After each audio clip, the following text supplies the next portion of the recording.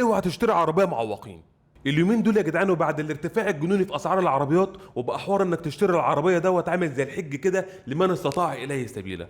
ظهر مافيا تجاره عربيات المعوقين، اللي هو التجار اللي بيحاول يقنعك انك تجيب عربيه معوقين وانت ما عندكش اعاقه، ويقول لك العربيه فيها مواصفات يا باشا ما نزلتش مصر، وهنجيب لك جواب معوقين وتدفع للمعاق مبلغ 50 او 100 الف جنيه، وهتاخد عليه ايصالات امانه، وتاخد عليه كافه الضمانات. هو يا جدعان هدفه الاول والاخير انه يكسب من وراك، مش هدفه لمصلحتك ولا اي قصه من القصص دي. عربات المعاقين يا جدعان بيبقى عليها 3 انواع من الحظر: حظر جمركي، وحظر بيع وشراء، وحظر سواقه. الحظر الجمركي ده يا جدعان بيتفك مجانا وتلقائي بعد 5 سنين من تاريخ شرائك للعربيه. حظر البيع والشراء بيتفك بعد 3 سنين، بس بتروح الجمارك تدفع مبلغ معين ويفك لك حظر البيع والشراء من عليها. يعني بعد 3 سنين ممكن تبيع العربيه بتوكيل رسمي، بس العربيه بتبقى باسم صاحبها الاصلي لمده 5 سنين لحد ما الحظر الجمركي يتفك من عليها.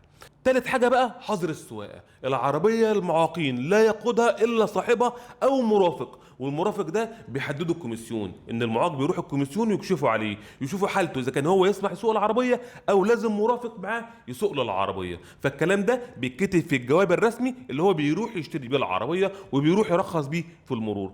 والمرافق ده بيبقى من الدرجة الأولى، أب أخ زوج ابن، أو بيبقى سواق خاص ولازم تبقى معاه رخصة مهنية تالتة تانية أولى ومؤمن عليه، وبرضه ما ينفعش يسوق العربية إلا في وجود المعاق.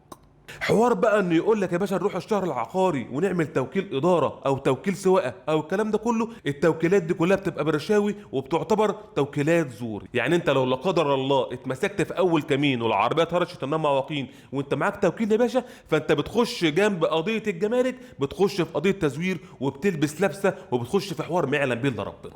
وثانيا العربيه بتفضل باسم صاحبها الاصلي اللي هو المعاق، اللي ممكن يروح في اي وقت يشتكيك بسرقه العربيه ويسحب العربيه منك ويدخلك في قضيه سرقه ونصب. فعشان كده لو انت ما عندكش اعاقه، ابعد خالص عن قصه عربيات المعاقين ديت وما تجيبش وجع الدماغ لراسك.